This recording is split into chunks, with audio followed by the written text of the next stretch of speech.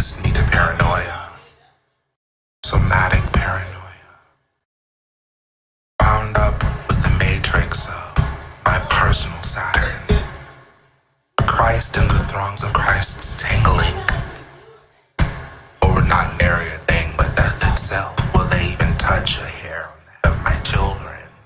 That depth of protection terminally turns against my open breath, the care of the adipose.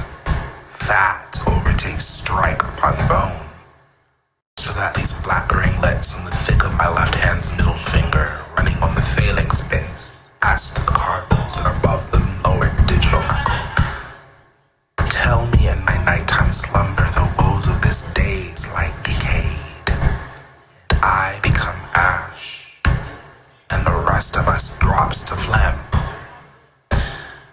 For no bone understands their piercing, they're burned by air, nor they're pumped by time.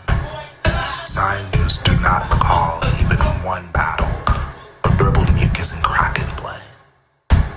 The thunderous clouds of powered felicity amongst the collar-patched sandy yellow hills, dust they carry when their water is no more, and they do not even recognize this bone in my brain I have. You gave though you didn't have, and baby, this bone feeds too. And what? There is no knowledge, nothing but this well. Oh Lord, there is no stretch or scrimmage ordained. Thought is illicitry. Speech is illicitry. Dogs, as the asbestos does its work on it, the bright of two eyes across lung glass cradled by suicide nets.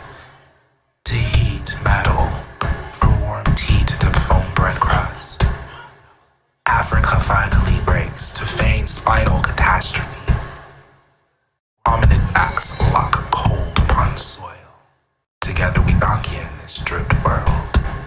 Shell-shocked daddies canker our view, waving hot bone of ox against dry bone of mammoth to assure that Ogliostro will remain parted from me.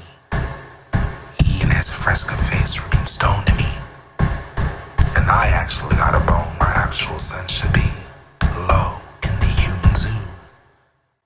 Fat overtakes strike upon bone, blue for nothing but this whale. Oh Lord, only the graven embrace of combs, inlaid fancy in my iron chest solemnity can stand any of it. I bow my head and clasp my hands above this box. I whisper, Ogliostro, I wish that this cheat finds its way to you as fanfare for the touch of our sorrows, over which your audio